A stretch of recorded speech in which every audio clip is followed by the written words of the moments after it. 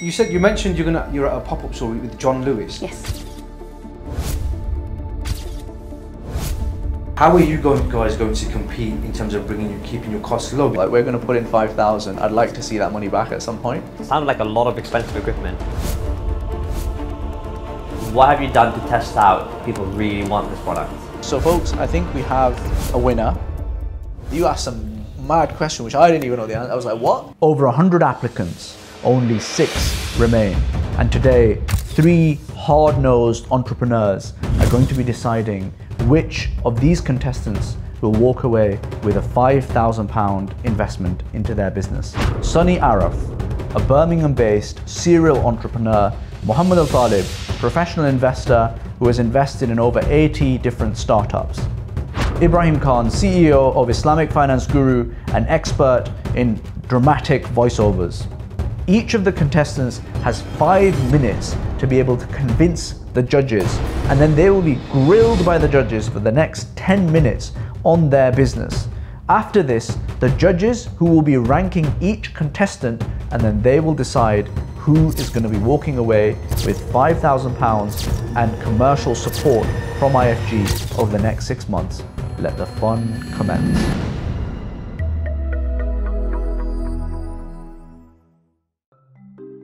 I'm with Muhammad Abdullah. Tell us your business name. TopGi. TopGi, excellent. And what are you expecting from today? I think I'm expecting a good grilling. I'm expecting a lot of learning, and I'm expecting to be able to put forward quite a unique proposition. I think I'm hoping that I am able to put across my idea or my business plan well, in a way that people can take it, and also just learn a lot about the way I present, the way the business is thought about.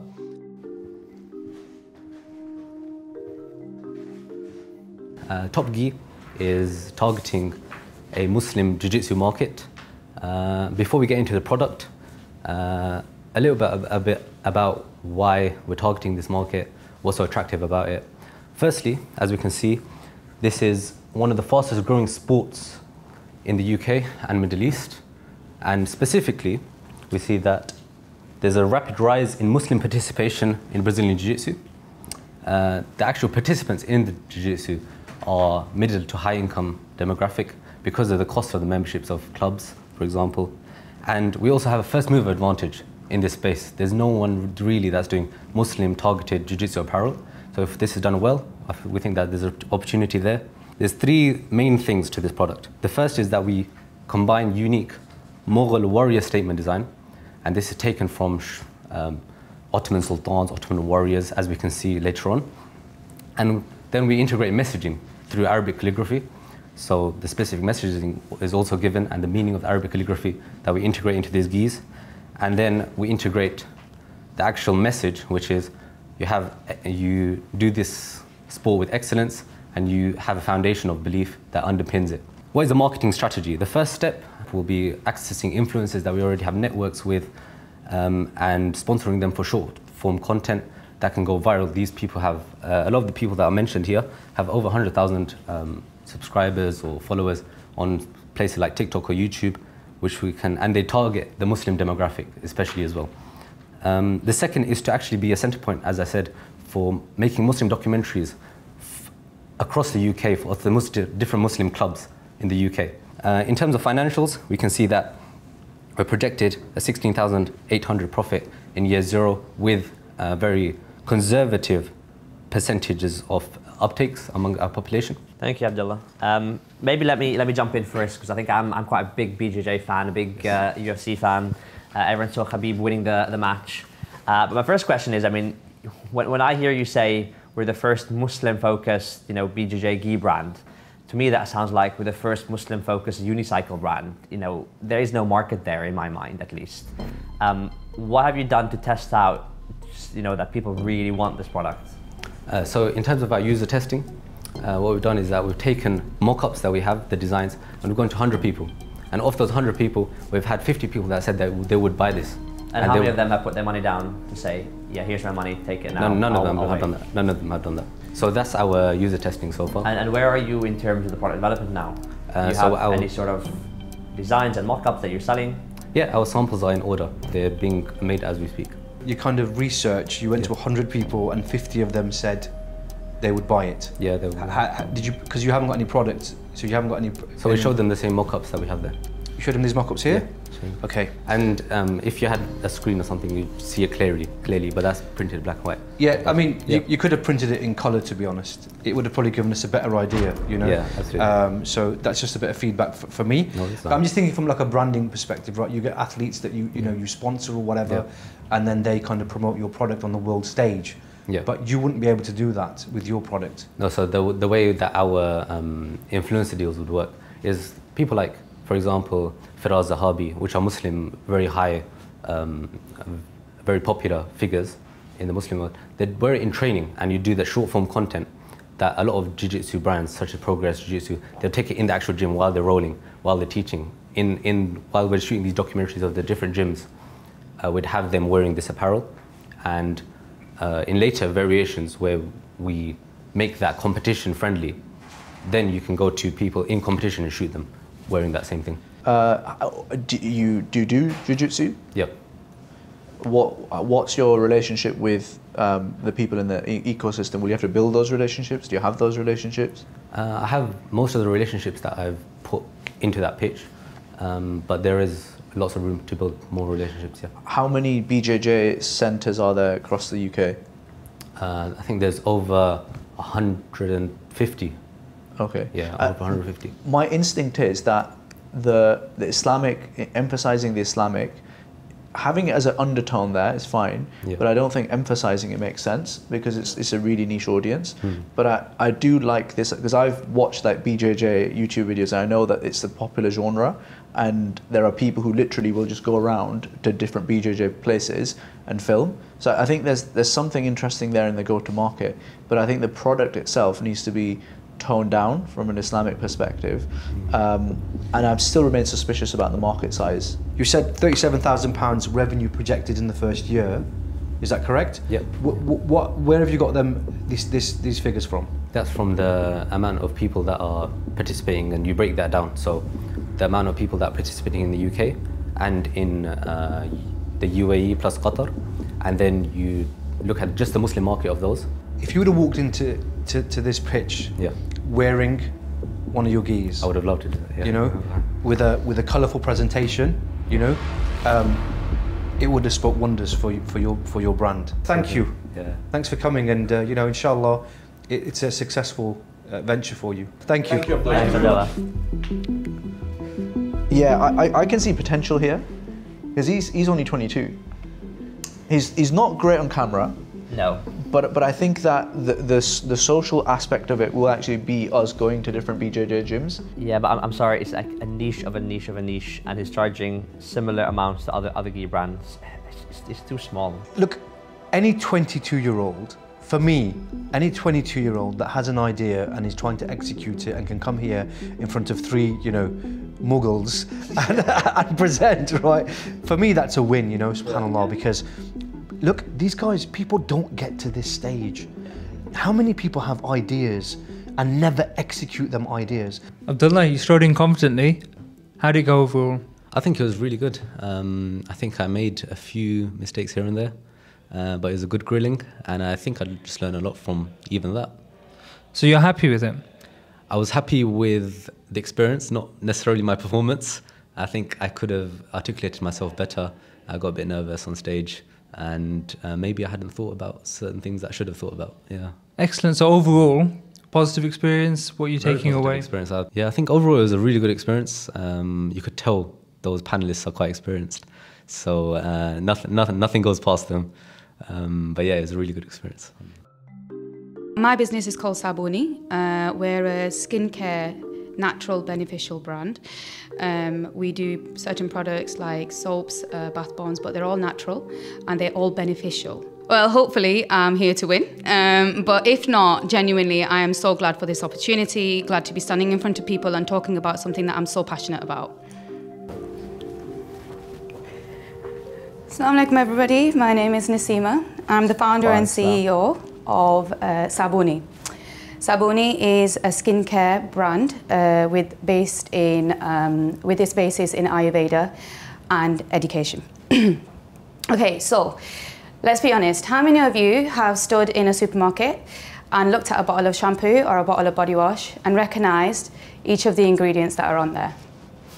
Sunny, you? No? Oh. No. All I know is that I should avoid certain parabens, something like that. Absolutely. And do you know what? I actually do get a couple of hands up. A massive 95% of our customers have voiced this same concern. People don't understand what is in their skincare. We don't know which ingredients to use. We don't know which ingredients to avoid. So I decided that I was going to launch a skincare brand that is going to have a basis in natural and beneficial healing, or Ayurveda. Ayurveda has its basis in India, which is why we started with our brand and we called it Saabuni. Because why not? The reason I could have bought these products myself and put them straight onto the market, but I need to understand why I am using each ingredient, and that's where it started, okay? Further to this, it then goes off for dermatological testing. It gets tested in a lab, and I'm told from a lab that my products are safe and suitable for sensitive skin. And not just that, our customers are also saying the same thing, okay? The skincare in the UK is a $4 billion business. I don't have anywhere near that yet, but we've turned over somewhere around £11,000 and we are coming up to the end of year. So, but the profit, alhamdulillah, is also healthy. Okay. What is the profit? Around 7,000. But like I said, the year hasn't ended yet, and we are hoping for it to be slightly healthier than that. Where we are at right now, so this is the past year, that's what's happened in the past. Where we're at right now, we are looking to improve our packaging, make it more streamlined, get more information on there for the consumer to be able to, just like I said, turn it around and actually understand what is in their product. It's all well and good me saying that this is a good product, use it. But I want to make sure that this is readily available for anybody who picks it up anywhere. No matter how today goes, I want to thank you so much for letting me stand in front of you, present my brand. I am so passionate about it. You know, I'll continue to talk on the way out and on the way back in and on the way home. So thank you so much, guys. I'll let you ask me any questions. How are you doing? Hiya. Hi, Sunny. Thank you for coming. I just want to touch on a few. So you said you've turned over £11,000 and you've made a £7,000 profit. What have you done with that? So we've gone into, so like I say, we're streamlining our packaging. That's been a big part of it. When you say that, what have I done with it? It's not, when you are putting a new product onto the market, it does take that much research. And there is a lot that goes into that aspect of it. So you spent it on research and development? Research and development and new packaging. And have you taken any money out for yourself from the business? No, not yet. I don't think we're at that stage yet. I'd love to, but I don't think we're at that. It just so happens that I just want it to go back in because. No, I love that. You Yeah. know, it's great that you've made some profit and you've reinvested it into the business as opposed to spending the £7,000. It is a very competitive market. We know Absolutely, this. That you mentioned you're at a pop-up store with John Lewis. Yes. Just touch on that for me because that could be quite big. If you get into somewhere like John Lewis, and then you can leverage that when you're speaking to others like Boots or whatever. So you said it's a pop-up. Could you just talk me through that process? So, so you have to, similar to this, you have to put an application form in, and then they call you for an interview. And that happened about 7 months ago. And we decided on John Lewis because of the level of customer. We went through the interview, it was myself that spoke to them, and they decided that it was a good brand to have there in a pop-up shop for a week.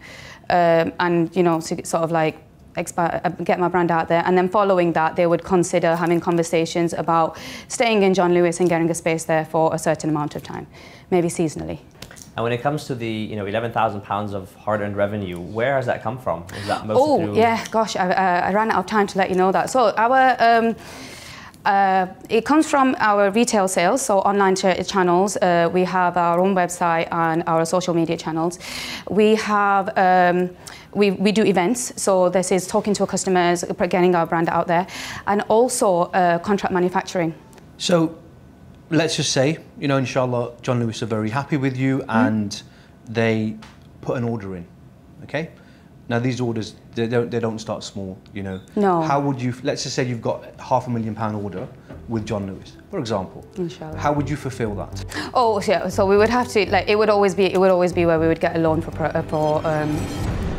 the raw material, because raw material and the packaging, because that's where it would have to come from. But then I would hope that, and I've seen it done previously, but yeah, I would hope that that would be possible. Naseema, thank you so much for coming and presenting. I know it's very nerve-wracking. You know, regardless of whatever happens, we wish you the best of luck. You know, Yes, inshallah. no, you know what? I really hope today is very, very successful for you guys. You know, I can see how much work that goes into it. I have got you some presents as well, so. Yeah, okay, fantastic. Now in Thank here, you will find one of my soaps. You'll find a bath bomb, a shower steamer, and some face oil. And by the end of it, you'll be brand new people with brand new skin. I do joke, but honestly, you will. I really do hope you enjoy the products. I can smell them from inside the box. Thank you very much. Thank you. Right, how do you guys find that? For me, I look at, is this a scale-up business? Yeah. And she's coming into a really competitive market, you know. These guys, these companies that she's competing with spend millions of pounds on marketing and you know, so I have to ask myself, why would I buy this product? You know, what is so special about this product than any other? You know? So I think she's got the strongest brand out of the 6. Like, Oh, really? Her husband. Yeah, but she's not has done competing against other things, is she? She's competing against what he just said, the million-pound brands. And Yeah. she wants to succeed in the market. Yeah, Yeah. of course she is. And also when I asked her about, you know, if you got this, you know, £500,000 order with John Lewis and whatever, she was like, yeah, we're going to make a plan. And In my mind, that's a good problem to have, though. And to be very honest, I was about to say the same thing. Very crowded market. Everybody has that idea. Everybody wants to start their own brand, their own fashion brand, their own, you know, soap brand. But for her to have come this, what, 2 and a bit years now, and turn that, you know, that vague idea to something where she's manufacturing, where She took ages doing it though. That was my other concern. Like, I why, kind of 2 like years that though. just sat around doing nothing. Most people, no, shouldn't do nothing though. Most people, they have the idea, they do a bit of Googling, they design their little logo. but look, she managed to get into a pop-up She store. got there, yeah. I mean, You know, that's so- impressive. And that could be a game changer for her. Yeah. It just takes a buyer from John Lewis to walk past and say, you know, we like this product, let's put an order. But then I think she'd struggle with the order. Naseema, you've made it back in one piece and still smiling. I am still smiling. Alhamdulillah, it went really well. So, you know, yeah, I did what I could do in the 5 minutes. Happy with the presentation? Yeah, you know, I could have talked for another 8 hours, but I think, you know, I'd have lost the judges by that point. So, no, but alhamdulillah, yeah, very happy with the presentation. They had some good points. They had lots of questions. So, like I say, I genuinely could have gone on for a lot longer. And overall experience, happy with it? Yeah, you know what? Just really, really happy to be here with this opportunity to actually talk about Saabuni, and, you know, like, even no matter how today goes, I'm just really happy to be able to stand here and talk about my brand. Excellent. So a lot to come, inshallah. Strength to strength for Saabuni. Do you think you're going to win? I really want to win, inshallah. I think together with IFG, you know, we can do so much, and I think that's what I really want to be able to tap into. But yeah, even if I don't, I think Saabuni is just going to go from strength to strength. So I'm joined by Amina, aka the hijabi shepherdess, and Abdulrahman. What made you apply? We saw the advertisement. We've always been keen on what you guys do, and wanted really just to try and get to a wider audience, try and see how many holes there are in the boat of our thing, and enjoy the delicious pastries and fruit. Well, what do we have here? Some goodies. Assalamu alaikum. Yeah, these are. Alaikum salam. I've got some pictures for you to have a look at afterwards. Something About for our my. farm, our lovely animals. I love that. Some little cute sheep over here. Some cows. Yeah. Oh, this is where it's at. Yeah, so alongside the pictures, here are some of the products that we make on farm. So these in particular are from our lamb flock. So we are producing, alongside your regular chops, your steaks, we're doing things like burgers, sausages, all grass-fed, organic standard. So I'm assuming from all these pictures and the foods that you guys are farmers. That's right, that's correct, yeah. I'm a shepherdess. Okay. And I'm the hijabi shepherdess and he's... So you're the hijabi shepherdess and you're Farmer Tom? Yes, that's correct, Wow. yeah. Okay, we got it right then. Nailed it. We did. Nailed it. Alhamdulillah, wow. So yeah, we're Pendle Pastures, and we wanted to share our passion about organic, sustainable, regenerative agriculture, and just be able to share it with the wider Muslim community. It's accessible to to the wider non-Muslim community for many years now, but we as Muslim community are somewhat restricted. The meat industry produces broiler chickens, which is essentially chickens for meat.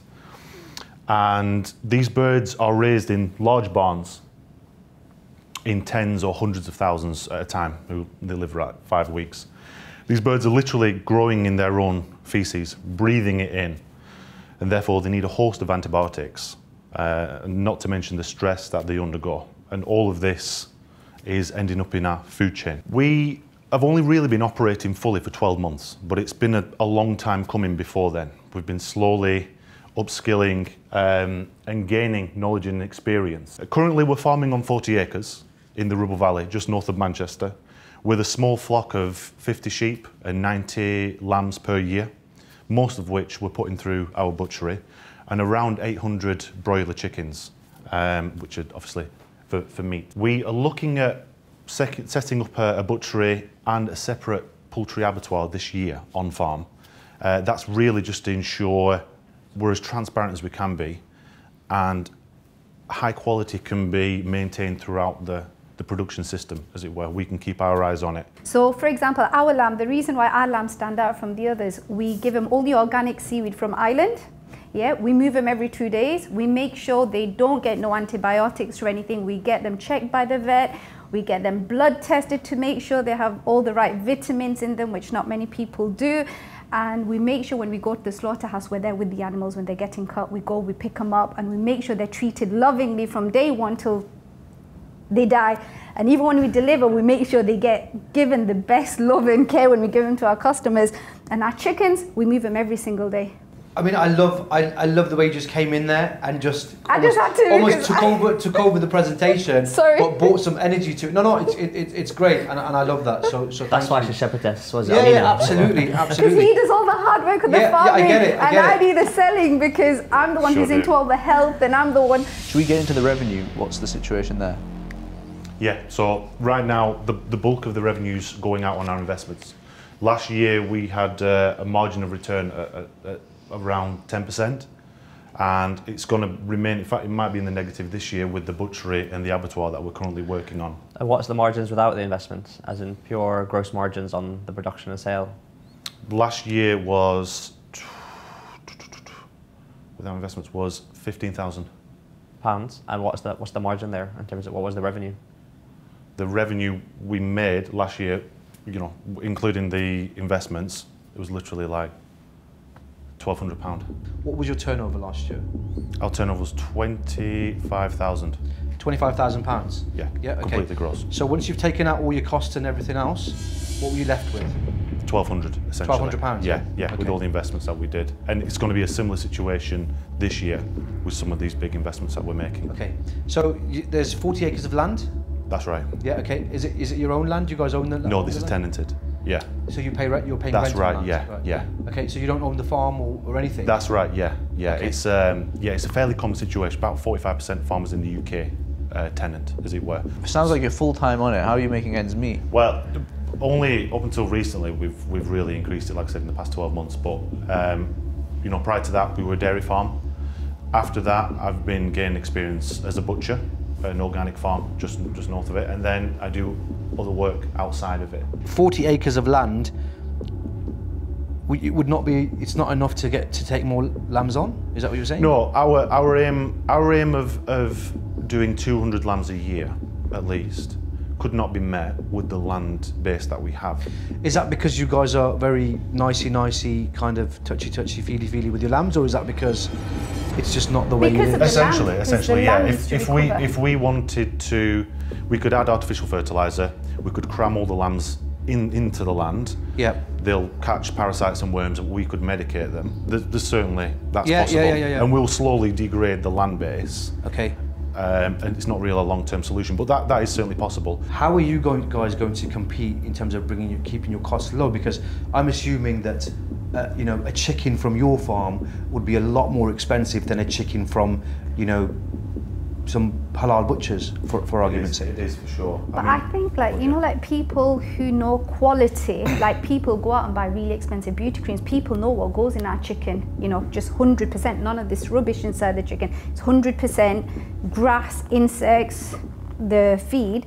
And there are people who are really interested, especially people who've got health issues. They pay that money. If they can pay that money to go to restaurants, people are actually buying the chickens. We were actually short last year because we thought when we were trying it out, we thought we'd had enough, but we didn't, and people wanted more. And could you expand on that? Where are you guys doing sales? Who's buying it? It's mainly white collar, professional class. And how are they getting in touch with you in your farm and finding out your products and getting that delivered? We have a social media presence as well, as she's brilliant at the marketing side and connecting with people. WhatsApp, believe it or not, because I used to do marketing, but now I've got a 3-year-old son. So on WhatsApp, I never thought it would work. But when I put the message out, within 3 days, our lambs are sold out because that word we went all the way to Dubai. So we had people asking us from Dubai and other countries, like, you know, when we come to the UK, would you be able to keep us chicken or lambs? We get a lot of customers from, but we do get people from the normal estates. Like, we've got some people who live in a normal council estate who buy from us, who are really into the natural way of living. You get the £5,000. What do you do with it? So ideally, we'd like to either invest in more infrastructure to value-add products. So we're talking like things to cure meats and offer things that people have been really pushing us for, alternatives to bacon, things like that. A smokery, so chicken can be smoked, make delicious, you know, cured meats that way. Also, a solar voltaic system as well to really improve our green credentials. What, sorry? Solar panels, in a nutshell. Oh, okay, solar panels, yeah, right, okay, and a battery bank, just to, you know, help also cut our costs, but build our green credentials as well. The fridges that we're running, you know, some of the energies, what have you. Brilliant. They will be the end. I really like the idea. I really believe in this stuff. I buy it myself. But I'm just thinking, is it profitable? Like, we're going to put in 5,000. I'd like to see that money back at some point. Yeah. How's that story play out? So once, alongside the agritourism that she's mentioning, we're also looking at upscaling the enterprises that we have. So we're talking about getting those lamb numbers up to, you know, 150, 200, getting the poultry flock up to perhaps 3,000, and also just like in a natural system. And there's demand for that? You can easily have people who would buy that off you? Or would that need to? So, yeah, it wouldn't be, you know, it'd be over a period of 5 years, I'd say. Thank you guys. It's been a pleasure speaking to you, and good luck. Thank you for having us. So, what do you think, guys? My brother-in-law actually runs Halal and Tayyib organic chicken farm. Okay. And he's done pretty well out of it, quite profitable, it's scaled. So I'm actually sold on the proposition, but the thing is that I'm not sure that they're set up to do that, because he's a bit more commercial. Yeah, I would agree with that one. I think when it came to the numbers, they weren't very clear, and they didn't really, you could see they didn't really understand or write the numbers down properly. And that's why I had to kind of break it down for him in terms of, look, you know, turnover. Just tell me how much money you've had come into your account. You know? Although, to be fair, Mohammed, you asked some mad question which I didn't even know the answer. I was like, what? What was the gross margin? I asked how much money you were like in? The gross margin percentage of some. I was like, whoa. I don't know. I just didn't understand. Bro, that was deep, man. You went into farmers. Come on, man. Basic. Everybody should know how much money they make in each chicken they sell. I don't even know the answer to that. You don't know how much money you make in each chicken you sell. I wouldn't know. Abdullah, Amina, you're back. How did it go? Alhamdulillah, I kind of wish 5 minutes had stretched out longer. I just wish we had a few more minutes, you know, but the clock went down, so yeah. But alhamdulillah, I'm happy with whatever the outcome's going to be. So overall happy? Yeah, it was lovely meeting the judges. The name of my business is Coco Cookies, and it's essentially a cookie business. And the idea is to provide New York style chunky cookies to consumers and other businesses. So what I'm expecting from today is a chance to present my business proposal and get some feedback and see what the appetite is really. What I'm excited about is really getting a chance to put my idea in front of the panel, bringing it as a business idea to fruition, as opposed to it just being like a conversation between me and my husband in the house. Assalamualaikum. Wa alaikum salam, Zaila. So my name is Zaila, and I'm here to present you my business idea of Coco Cookies. I've brought you some samples as well. Share them. My favourite part of the day. So give us one each. Give us one each. Yourself, so well, I'll go for the Nutella actually. There's a chocolate if you guys want. All right, I'll take that. But there's enough to share. So What is this? This is Kinderbrunner. Whoa, they are heavy. They are heavy. Okay, so basically, driven by my passion for baking, I founded the company Coco Cookies, which I just registered last month. And the aim of the business is basically to provide chunky New York-style cookies to both consumers and to businesses. So my routes to market are basically B2C and B2B. So I've already started some negotiations with an independent superstore in supermarket in Slough. So I'm currently looking at providing cookies for both their cafe and their bakery. And I've also started to approach other independent cafes within a 5-mile radius of the local area. So the cookie market was valued at $25.34 billion in 2021, and between 2022 and 2030, it's projected to reach $45.4 billion. So basically, this shows a compound annual growth rate of 6.4% during this period. So there is a lot of opportunity within this market, and it's a growing market within the UK. So what do I already have? So I already have a great product, which you've just sampled. I have a level 2 in food hygiene, which you need to be able to produce food for public consumption. I've registered as a food business, so I'm awaiting a local authority to come and inspect my premises to say that I'm okay to provide food to the public. I have 1 month of supplies of cookies in terms of being able to make 1 month of supplies of cookies, and I also have wholesale membership to Costco and Booker's. So this would ensure that I can actually buy the ingredients at a wholesale price. So what am I asking for from you guys from the 5K? So essentially what I would spend that 5K on is a commercial mixer, also a commercial oven, a commercial freezer, and then looking at personalized packaging, supplies, and also spending some money on marketing. So like if I was to go down the e-commerce route, then I'd want to spend some money on like Google ads and things like that to get myself on top of the list. So in terms of like the timescales and the key steps that I'd need to basically set up from inception to launch, I think I could get the business up and running within 1 to 2 months. And then the other steps I'd like to do is take professional photos, set up the website and the Instagram page, and then finalize and purchase the personalized packaging. So if I got all of that set up within that 1 to 2 month time frame, it would mean that I'm ready to just launch and start selling straight away. I love that. I mean, the cookies are really good as well. Yeah. I only managed to get a few bites in there before my mouth was full of chocolate, so that's always a good sign. Love the pitch as well, and first time meeting a baker who's also good with numbers. You had all your good numbers in there. Okay, there were more numbers, but I guess you guys can look at it later. So I have got profit on return. What's your background? I am a civil servant, but I was a teacher before as well. Yeah. So you're currently a civil servant? Are you working Yes, full-time? I work on policy. I'm on maternity leave right now. Okay. Yeah. Congratulations. Thank you. So Zaila, I love the cookie. Right, I've broken my diet just to try your cookie. I just want to, let you know. If somebody breaks his diet, you know they're good cookies. Thank you. So it's a great product, and we know that, and it's great that you can, that's what I love about things like cookies and whatever. You can give them to people, they can try them out, you can get the feedback or whatever. Yeah. So great product.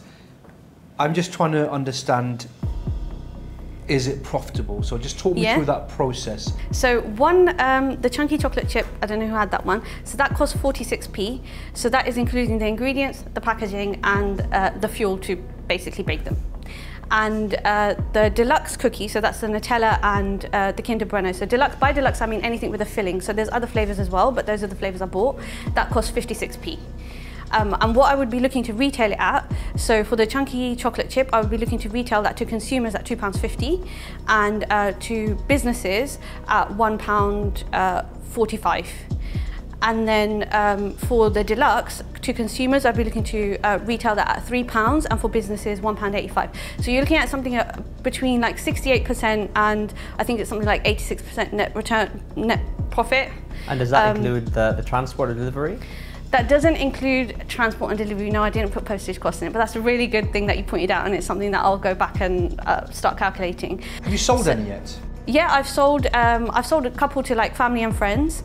I'm currently negotiating with a store in Slough. I don't know if I can mention them on camera, but I'm currently negotiating with them, so negotiations are happening, but I'm looking at like minimum order quantities of 50 to 100 a week. So Naila, I'm just like, let's just say for example there's your local cafe, right? Yeah. And so you're making about £1 a cookie, is that right?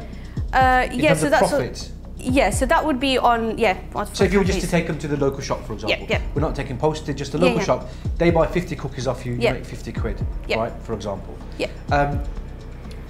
And you said it would take you 2 weeks to make 2 months worth of Yeah, stock? around 2 months. And is that like frozen cookie dough? Or Frozen. So frozen right. cookie dough will last 3 months. So I'm looking to provide it to independent stores and cafes as a frozen cookie dough that they can then just bake in their cafe. Okay. What are you going to do with IFG's investment, IFG support? So buy all the things that I mentioned, which will help me to start up the business. But I think with IFG support, then I can get more traction in terms of like getting people to see the business basically and get some leverage in the market, and also just advice about how to run a business. Because I am actually looking at you guys for some like expertise, really. I think you're doing great. When it comes to the equipment that you say you bought, that sounded like a lot of expensive equipment. Does the 5,000 cover all of that? Yeah, so the 5,000 will cover it. So I have put like the amounts of roughly how much they cost. Brilliant. Zaila, it's been a pleasure speaking to you. Thank you. And thank you once again for the cookies. No problem. And we get to keep these, right? Yeah, you get to keep them Good and luck. share them. We will. Inshallah. Okay. Jazakallah khair. Thank you so much for your time. Thank you. Take care. Thank Assalamu alaikum. So, I really liked her. She's brilliant. She was really good. She was Yeah. very confident. Her pitch, she'd already preempted the questions that we were going to ask. And she had the numbers ready. A lot of others didn't. Yeah, that was, that was no good. one else presented like that in terms of That was crisp. yeah, being ready in terms of what the questions that we're already asked. What am I going to do with the money? Yeah. Boom, boom, bosh. Yeah. I mean, the cookie tastes amazing. Yeah, I was going to say, you sure it's not just the cookies talking right now? No, I don't think so. No, I mean, the cookie tastes amazing. I like her drive. I like her passion. My only concern is is this business scalable? I think it's all right.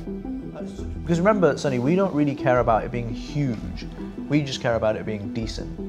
The thing is, though, if you're going to say that same, we're not looking for the massive business, something we'll do well, we should apply that same criteria to everybody else. I do agree. I do agree. Because I think we critique some of them with that same statement. I agree. I almost feel like, one part of me, I was listening to that, I was thinking, does she even need us? I feel like even without us, I think she'll do quite well. But I think where we can help is we can give her that kick where it takes her from being a small business that's decent to a large business.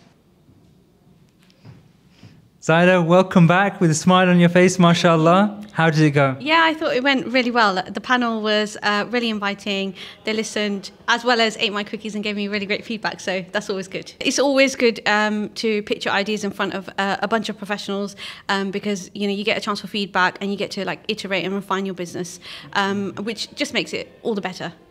Really looking forward to the results.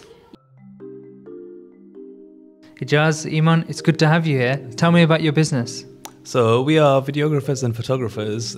We cover corporate events, weddings and other special occasions. What are you most excited about today? Yeah, just want to show what we're capable of, what we want to aim for in the future, and yeah, just really represent One Click Vision. So what are you hoping for out of today? I'm hoping to win. Expecting a bit of a grilling, but I'm hoping to, fire back with some really good answers.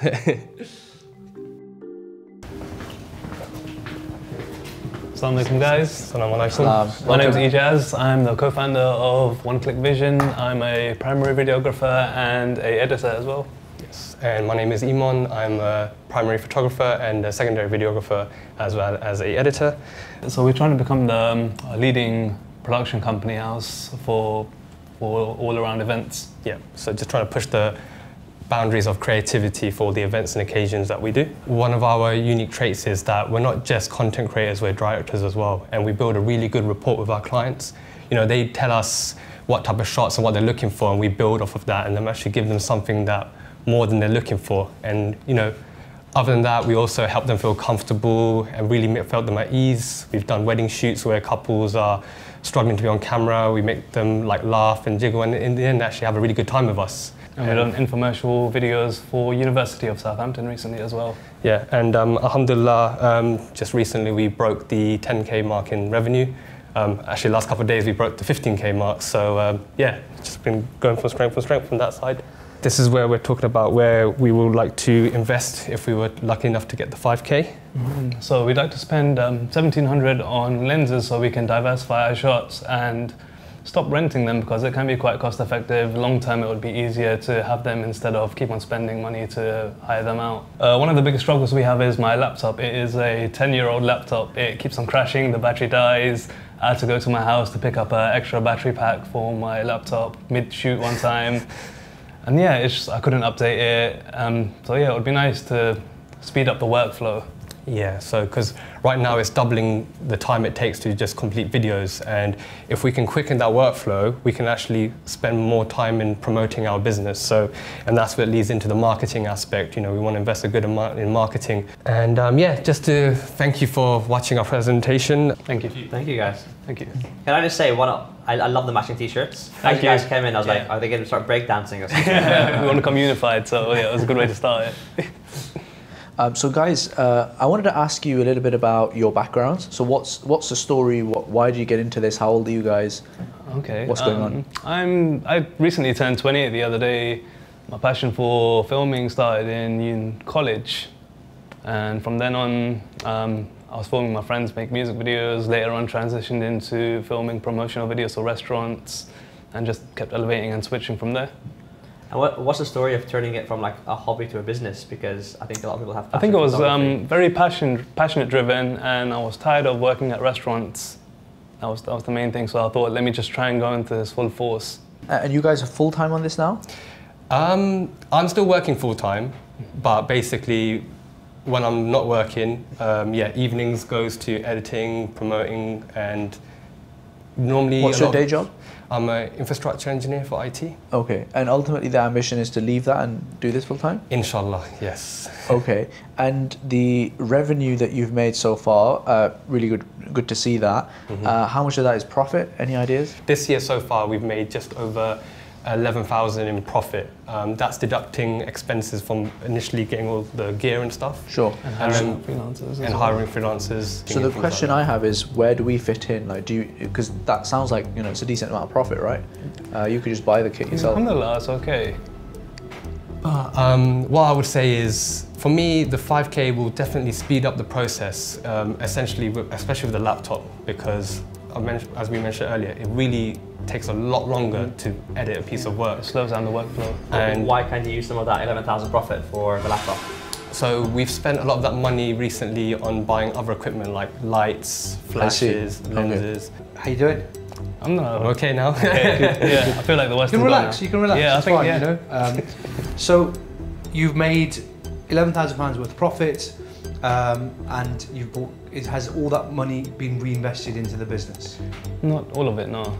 Okay, so do you have any of it left, or yes? Or have you paid yourselves? I mean, it's a never-ending. Do you have a day job? No, this is my full time.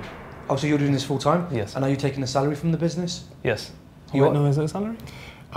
So he's been doing it solo, yeah, full time, and then coinciding together with what he's doing. So the solo gigs that you do, that's your own money, and then anything that you do collectively, it's the business's money. Yes, okay. exactly. I'm still trying to figure out the £11,000 that you've made in profit.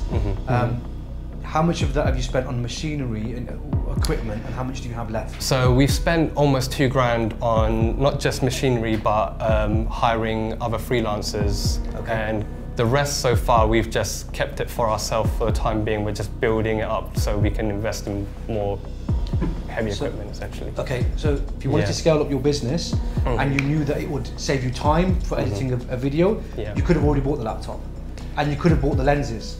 Yeah, that is true.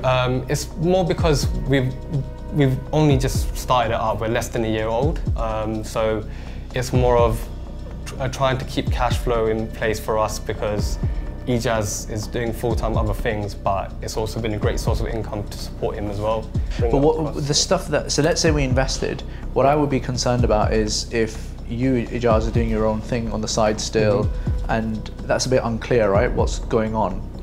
So is it the idea that you will only then do things together? How does that work? So Ijaz does mostly like music videos and things like that for the time being. Not anymore, it was more events. Yeah, I cover like food festivals recently as well, quite a lot, and infomercial videos. And are you planning for that to come into the business, or is that going to be your separate entity? Some of it's coming in and then some of it's staying separate. So why are you separating the two and not planning? Well, with the food festival stuff, they already have some of their photographers on deck in-house, so they brought me as an external for the videography, so I wouldn't be able to bring Emon in. But for the other infomercial stuff, such as interviews that will be taking place, I could bring Emon into it. Sounds a bit messy, to be honest. I think this is something that you should tidy up a little bit. Yeah, so what I'd want to clarify that is things that we've actually brought upon ourselves client-wise, we are going to bring all in-house. Where other things where Ijaz has been brought in as like a contractor, external, unfortunately we can't bring them in because they've been hired by another company. But everything that we get ourselves via one-click-biz is coming in-house. So we both individually get people asking us for different things, and that's when we bring those in together. And again, what Ibrahim said, it's look, I've had partnerships. I'm currently in a partnership, and they are very tricky if not managed right. Later on in life, it could cause problems for you guys. And we need to be careful if we're considering you for a partnership, right? Where we're investing in you. Yeah. So that needs to align up. Final question from my side is, where do you see the value add from IFG coming in the next 3-6 months? I think the exposure, you know, there's one of the videos I watched of you where you said it's not about what you know, it's about who you know. So I think the part that you're going to be documenting our journey, if you were to take us on, putting more eyes on us, giving us an opportunity to show people what we do and how the content comes out, that is really, for me, is more important than the actual 5K, because like you said, we've already got that to invest in it. It's the growth potential from having you guys helping us and the knowledge that you guys bring that you've already shared with us just in this short amount of time. That is value that we cannot get from anywhere else. So that's where I'll really be looking for from IFG. Thank you, guys. Thank It's you been very a much. pleasure. Good luck. Thank you. Appreciate you for listening to us.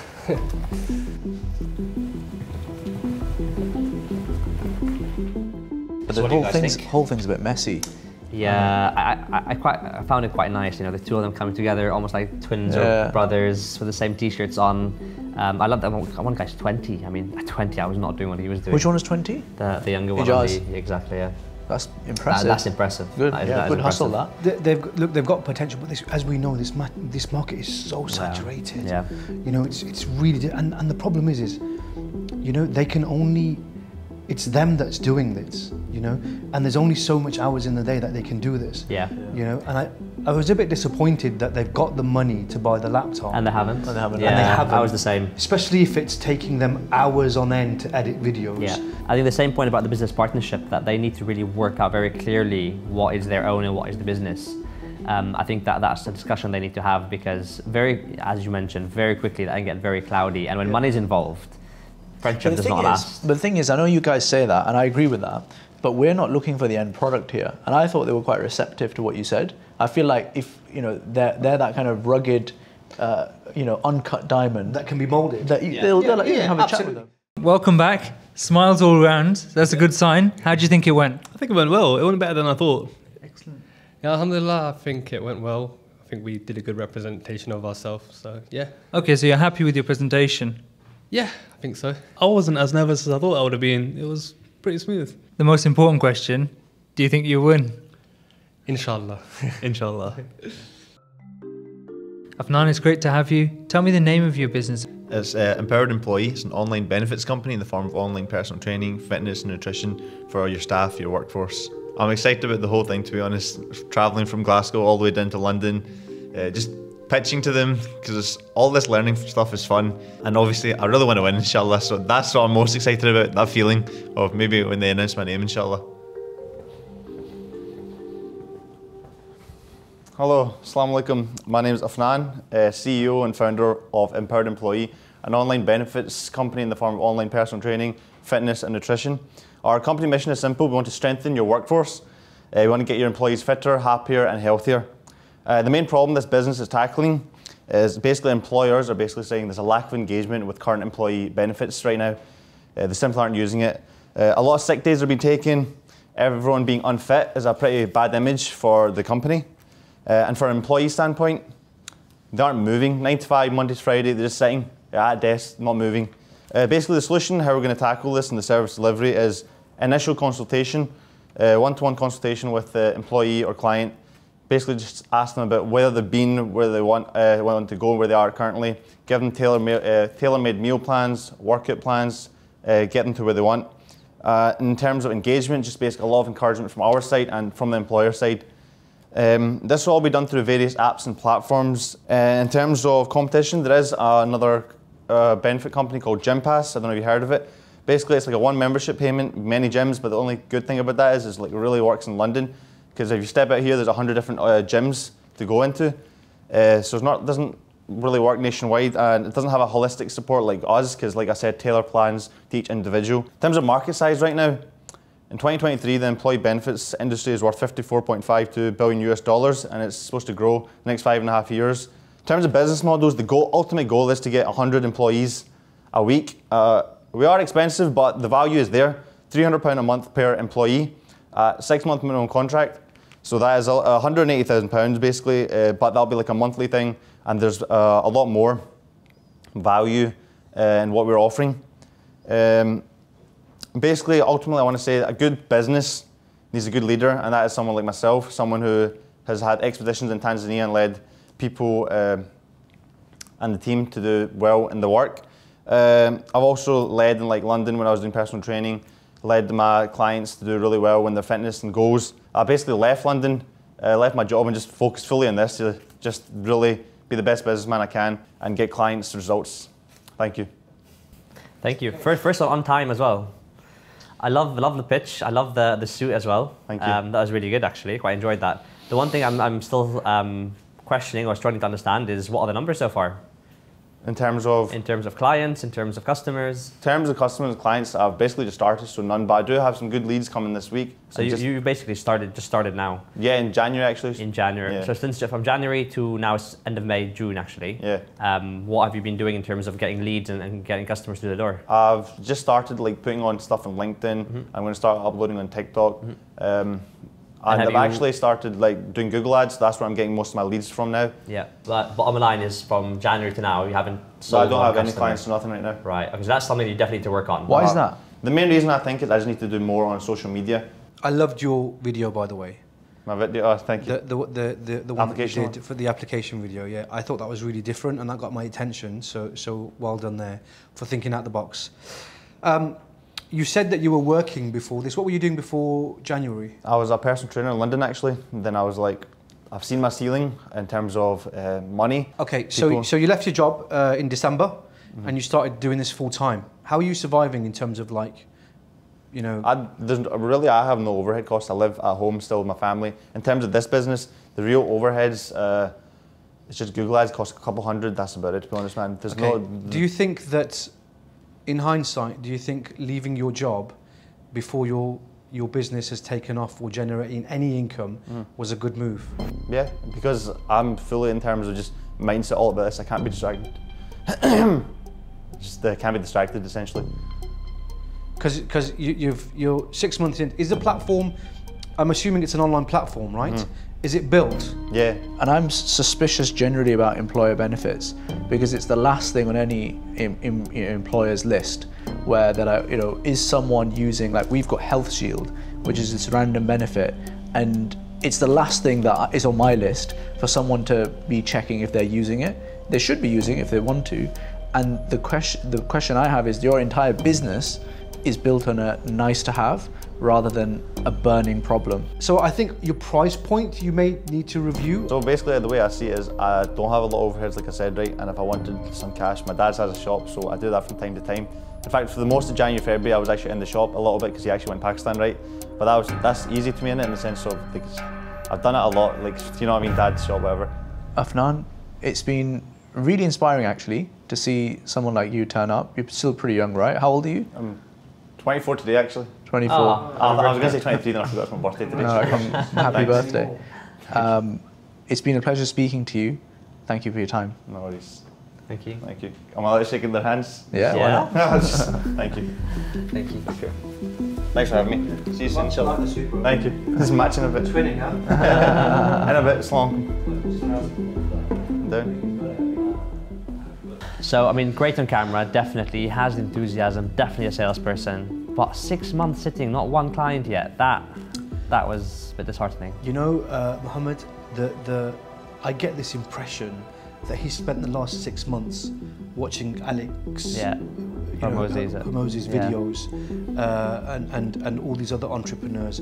He's really pumped, and he probably takes some of that, energy out in the gym, But then after that, once he's not watched the video, he's deflated again, and he's just sat there twiddling his thumb. I just get that impression. The thing is, as an individual, I feel like he could be a great leader. I think he's great on camera. I think he has all the right skills. He's got presence. Yeah. Afnan, welcome back.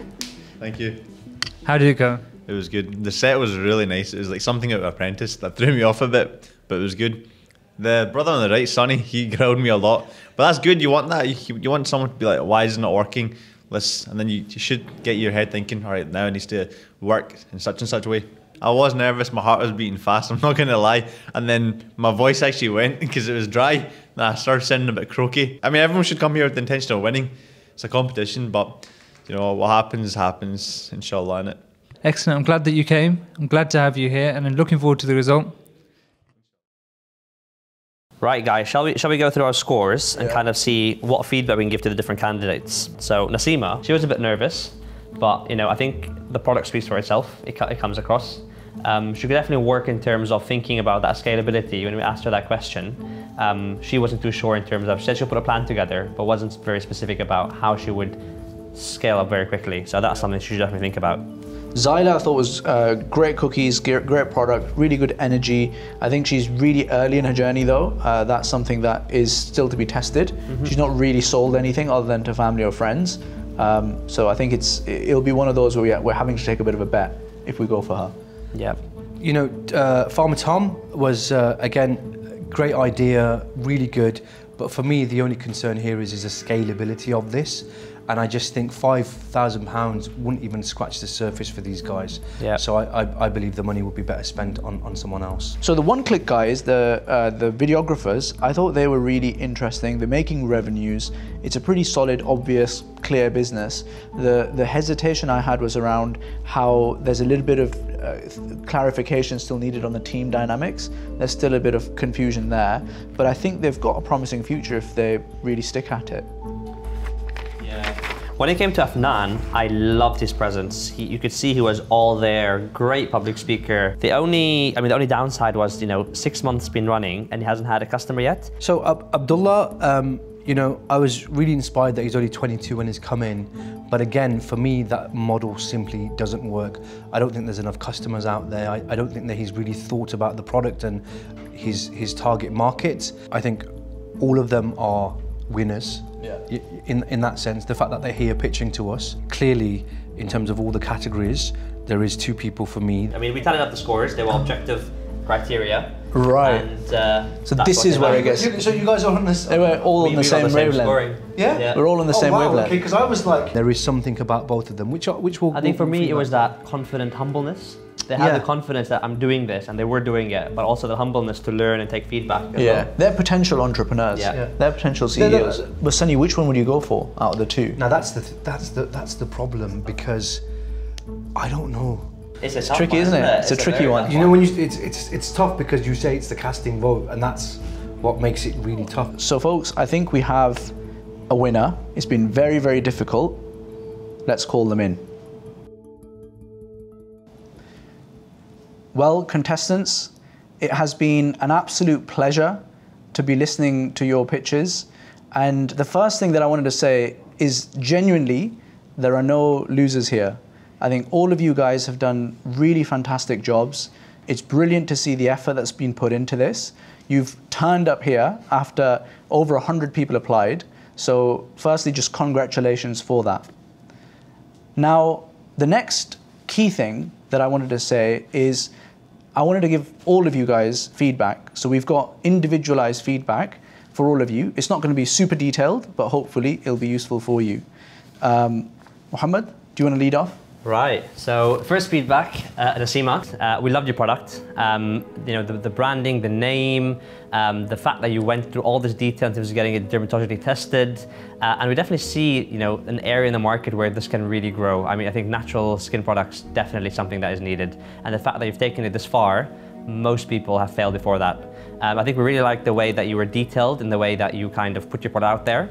Where we could say that you could improve, number one, we would say is in terms of the plan, in terms of scaling. I know you said you put a project plan together, but kind of think about how can we quickly scale manufacturing up? How can we, if we get big demand, how can we then ship that out? We'd also say in terms of packaging and branding, because it's such a premium product in terms of pricing, the packaging needs to match that. And we definitely said, invest in the packaging, invest in the way that it looks, a bit of better branding, and I think you can go very, very far. Afnan? Afnan, well, you were very excited. I loved when you came in, you had so much energy. TikTok star for sure. If PT doesn't work out for you, definitely TikTok will. I think you'll go very far in terms of sales for sure. Like I think that's just you're just naturally very enthusiastic. You're very smiley. Your Glaswegian accent definitely adds in there. So I think that definitely will push you far, especially in what you're trying to do here is a very personal one-to-one kind of business. In terms of improvements, I mean, I think we said it in the when you were pitching as well. You need to just get in there and get customers. 6 months without customers, that's a no-go in terms of business. You have to, business is all about iterations. So it's making mistakes, learning and iterating. So you can't sit down without somebody putting their money down. You don't know if they're going to pay for your product or not. So my advice would be, get your pants on fire, go knocking on doors and just get anybody to pay anything. And that's when you're going to really start seeing the traction. So that's the feedback there. Zaila, we really enjoyed your product.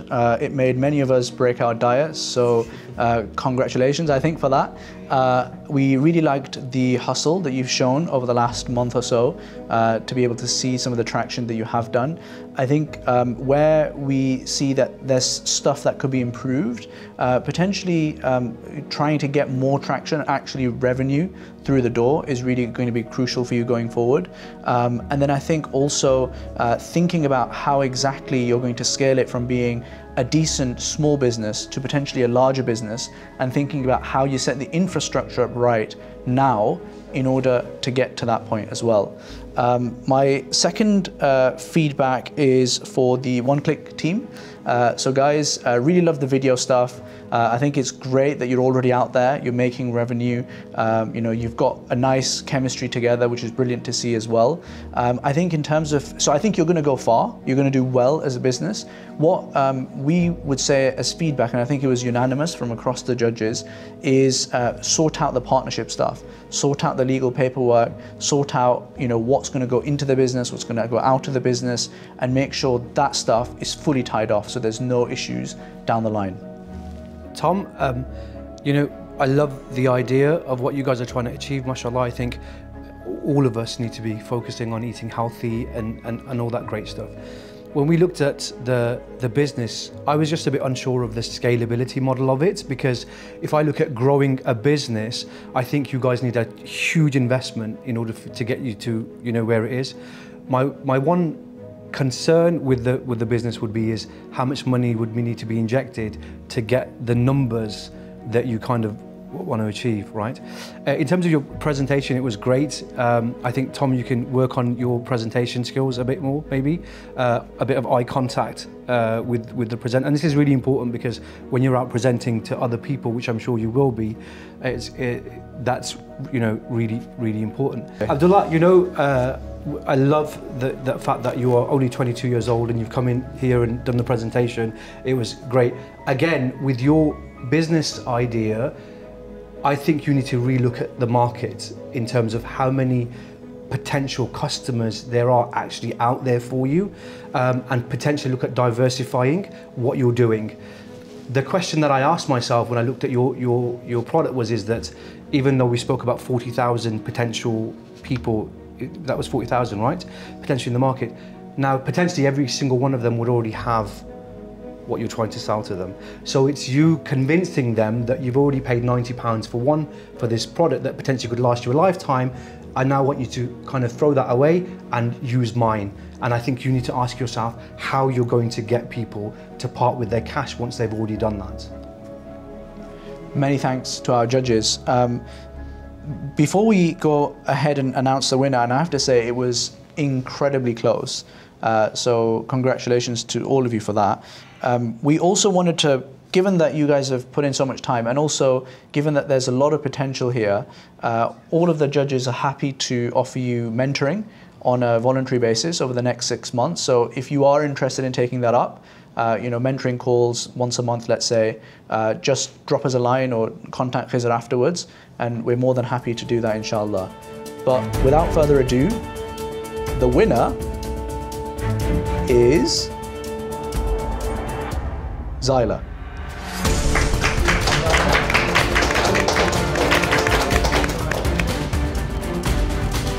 The process has been actually really empowering, I think, because it's really nice to be able to talk to other people about your business idea and get some good feedback and know that actually it's not just like an idea in your head, it's something that can actually be a reality, and that gives me a lot more confidence.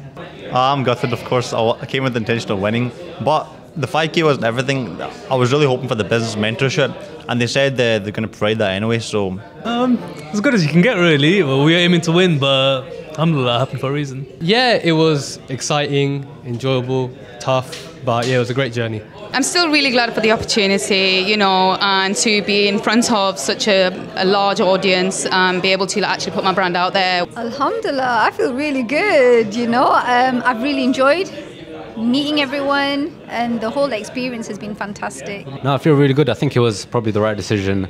I think there's lots to learn a lot, and yeah, it's an amazing experience.